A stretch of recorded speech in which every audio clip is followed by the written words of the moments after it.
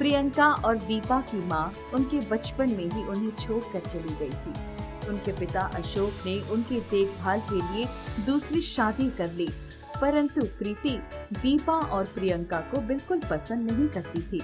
वो किसी भी तरह से उनसे पीछा छुड़ाना चाहती थी। वो उनसे काम भी कराती और अशोक के सामने प्यार भी जताती थी।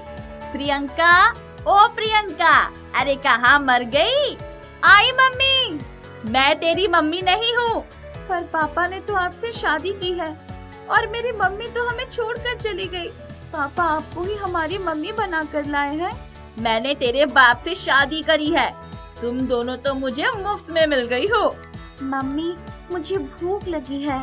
पूरे दिन बस खाना ही खाना रह जाता है तुम दोनों को, और काम ही क्या है? सुबह का बनाकर निपटा दो तो दोपहर को भूख लग जाती है, दोपहर का बनाकर निपटा दो शाम को भूख लग जाती है। मैं तो बस यहाँ तुम दोनों का खाना बनाने ही आई हूँ ना। इतने में अशोक बाहर से आ जाता है।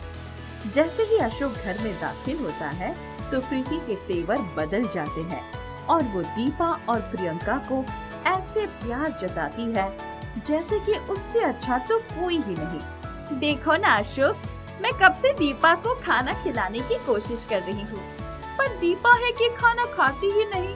कितनी दुबली हो गई है। अगर ये खाना नहीं खाएगी और ज्यादा दुबली हो जाएगी और दुनिया मुझको कहेगी कि सौतेली माँ ने बच्चों को खाना नहीं दिया। प्रीति, तुम इनकी सगी माँ ना होकर भी दोनों बच्चों का कितना ध्यान रखती हो। दुनिया चाहे मुझे सौतेली समझे, पर मैंने तो इन बच्चों को अपना माना है ना। दीपा, प्रियंका, देखो ये तुमसे कितना प्यार करती है।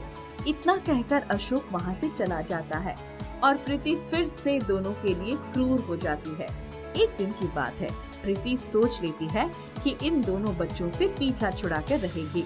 अशोक, पास के गांव में मेला लगा है।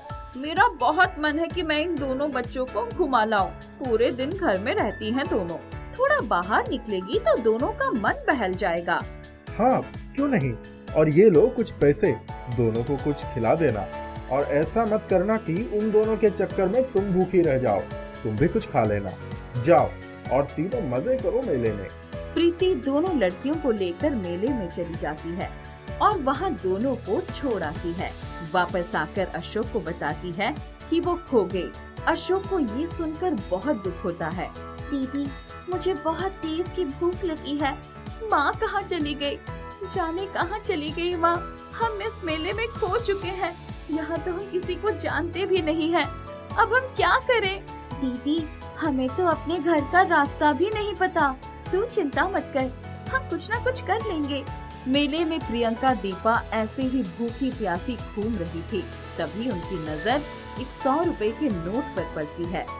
वो उस नोट को लेकर कुछ खाने के लिए ले लेती है। फिर भी कुछ पैसे बच गए। तभी मेले में एक दुकान पर एक खेल की दुकान दिखी। दीदी, मुझे ये वाला खेल खेलना है और वो खिलौना चाहिए। रुक दीपा, अभी मैं वो खिलौना तुझे दिलाती हूँ। प्रियंका खिलौने की दुकान पर रिंग डालती जाती है और खिलौने जीतती चली जाती है। ये देख दीपा खुश हो जाती है। दीदी, आपने तो मुझे इतने सारे खिलौने दिला दिए। मैंने कभी इतने सारे खिलौने जिंदगी में नहीं देखे थे। जब तक मैं हूँ तब तक तुझे चिंता की कोई जरूरत नहीं है। पर अब हम क्या करें? मेरी ये समझ में नहीं आ रहा। घर का रास्ता हम जानते नहीं हैं और जो पैसे थे वो भी खर्च हो गए हैं, थक भी गए हैं। दीदी, वो पार्क है ना, वहाँ पर बैठते हैं। वहीं पर बैठकर सोचते हैं कि क्या करना है। चल वहीं पर बैठते हैं। यहाँ तो बहुत भीड़ है। प्रियंका और दीपा उस पार्क में बेंच पर बैठ जाते हैं जहाँ पर कुछ लड़के क्रिकेट खेल रहे होते हैं। उन्हें देखकर प्रियंका का भी मन करता है कि वो भी क्रिकेट खेले और एक लड़के से वो खेलने के लिए पूछती है। मुझे भी क्रिकेट खेलना है, मुझको अपनी टीम में शामिल कर लो ना। तुम और क्रिकेट खेलोगी? कभी किसी लड़की को क्रिकेट खेलते हुए देखा है क्या? क्रिकेट खेलना तो लड़कों का काम होता है, तुम जैसी लड़कियों का नहीं है। और तुम्हें तो हम जानते भी नहीं है। छी, इतनी गंदी लग रही हो। एक बॉल करा दो ना बस। अरे चलो चलो, जाओ यहाँ से। लड़के क्रिकेट खेलते रहते हैं। प्रियंका और दीपा पास में बैठी रहती है। क्रिकेट खेलते खेलते ही उन लड़कों की एक बार गेंद बेंच के नीचे आ जाती है, तो लड़कों को गेंद मांगने पर प्रियंका बॉल फेंक कर देती है। बॉल सड़क पर एक आती हुई गाड़ी के शीशे से टकरा जाती है। अरे ये क्या, बॉल इतनी तेज फेंकने की क्या जरूरत थी? ज्यादा ही गुस्सा आ रहा है क्या तुझे मुझ पर? क्रिकेट नहीं खेलने दिया तो बॉल ही फेंक दी। मैंने तो धीरे फेंकी थी, अब वो सड़क के दूसरे छोर पर जाकर गिरी है, तो इसमें मेरी क्या गलती है? तभी वहाँ पर गाड़ी का मालिक हाथ में बॉल लेकर आता है। सारे लड़के डर जाते हैं। वो आदमी उन लड़कों से पूछता है, ये गेंद किसकी है? सर, ये गेंद हमारी है। किसने फेंकी थी ये गेंद? सारे बच्चे चुप हो जाते हैं और डर के मारे कुछ भी नहीं बताते। उस आदमी के बार बार पूछने पर लड़कों की टोली में से एक लड़का प्रियंका की तरफ इशारा करता है और सब लड़के वहाँ से डर के मारे भाग जाते हैं। ये गेंद तुमने फेंकी थी बेटी? हाँ। जरा फिर से फेंक कर दिखाना। क्या हुआ साहब, हम तो गरीब हैं, वैसे ही हम अपना घर भूल चुके हैं। हमारी माँ हमें छोड़कर न जाने कहाँ चली गई। मैंने तो गेंद उन लड़कों को दी थी, पता नहीं वो सड़क के दूसरी छोर पर कैसे पहुँच गई। माफ कर दो ना साहब। मैं तुम्हें डांट नहीं रहा, बस जो बॉल तुमने अभी फेंकी थी एक बार फिर से फेंक कर दिखाओ। प्रियंका आदमी के कहने पर फिर से वो गेंद फेंकती है और बहुत ही दूर जाकर गेंद गिरती है। आदमी उसके गेंद फेंकने के तरीके से बहुत प्रभावित और खुश होता है। तुम दोनों बहनें हो? हाँ साहब, ये मेरी छोटी बहन दीपा है। हमारी माँ तो हमें बचपन में ही छोड़कर चली गई।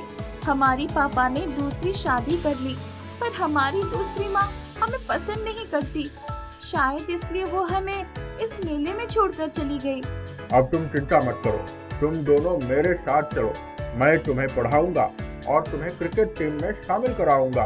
देखना, तुम एक दिन बहुत अच्छी क्रिकेटर साबित होगी। धीरे धीरे समय व्यतीत होता है। प्रियंका और दीपा अच्छी परवरिश और अच्छी कोच की वजह से बहुत प्रसिद्ध क्रिकेटर बन जाती हैं।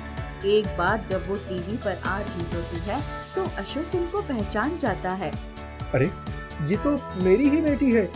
ये तो मेले में खो गई थी, पर अच्छा है आज ये कहां से कहां पहुंच गई। पर मैं इनको नहीं लेने जाऊंगा क्योंकि इनकी बहुत अच्छी परवरिश वहां हो रही है। यहाँ तो मेरी बीवी प्रीति हमको जीने भी नहीं देती। आज मेरी अनाथ बच्चियां अपने बलबूते पर एक अच्छे मुकाम पर पहुंच गई हैं। मुझे उन पर गर्व है। बहुत